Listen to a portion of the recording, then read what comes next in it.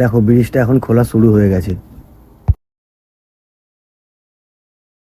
আজকে তোমাদেরকে দেখাবো খিদিরপুরে লুকিয়ে থাকা আরো একটি ইউনিক ব্রিজ। দেখো এখন এখান থেকে পুরো গাড়ি যাতায়াত করছে। কলকাতার আইকনিক ব্রিজ বলতে আমরা সবাই বুঝি হাওড়া ব্রিজকে, কিন্তু ব্রিটিশ আমলের এমন এক ঐতিহাসিক ব্রিজ খিদিরপুরে আছে যেটা জাহাজ প্রবেশ করার সময় পুরো আস্ত দুভাগ হয়ে গিয়ে আকাশের দিকে ওপরে উঠে যায়। এখন সাইরেন বাজছে, দেখো আওয়াজ শোনা যাচ্ছে, তার মানে দুদিকে ট্রাফিক থেমে যাবে, এবারে ব্রিজটা খুলবে। দেখো ব্রিজটা এবারে খোলা শুরু হয়ে গেছে।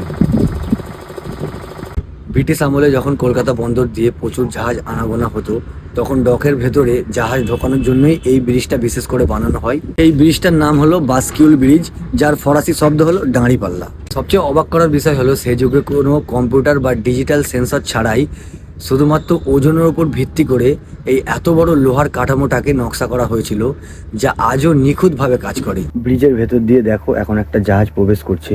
তো জাহাজ এপারে চলে এলে ব্রিজ আবার আগের মতো রাস্তায় পরিণত হয়ে যাবে। ব্রিজটা আবার রাস্তায় পরিণত হওয়ার জন্য আস্তে আস্তে বন্ধ হচ্ছে।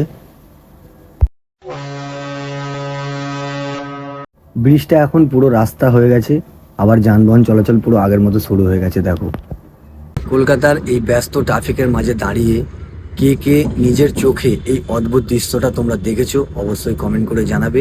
তোমাদের সাথে দেখা হচ্ছে নেক্সট কোনো ভিডিও নিয়ে। চলো টাটা।